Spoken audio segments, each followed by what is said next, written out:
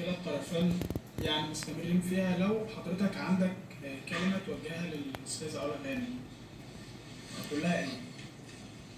هقول لها تتقي الشر وتتقي الله وتتقي انها ما تسمعش للناس التانية اللي عمالين يقولوا لها اعملي وسوي وبتاع، لان هي عارفه الحقيقه كويس جدا. وكفايه اللي هي خدته مني، وكفايه اللي هي عملته في السنين دي كلها.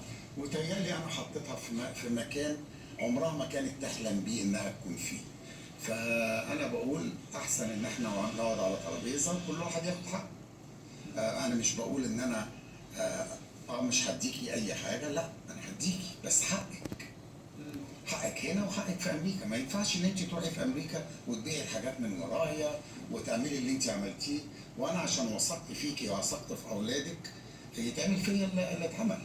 يعني انا عمري ما كنت افكر في حياتي ان علا تيجي وتعمل عقد بيع وتبيع لبنتها وتروح امريكا وتعمل عقود بيع انا فتح لها كل حاجه. هي عندها صحه التوقيع في كل ممتلكاتي.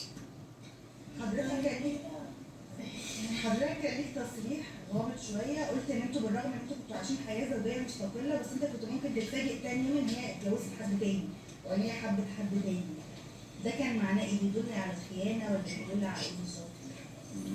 مش متذكر التصريح ده. ده كان من فتره في اول الازمه.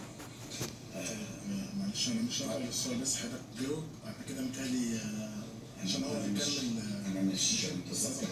طب حضرتك تفتكر ان ممكن يكون في حد سبب مثلا في ان هي يعني الحياه تنقلب بالطريقه دي؟ يعني رغم ان انتوا كنتوا عايشين حياه حسنا اسف.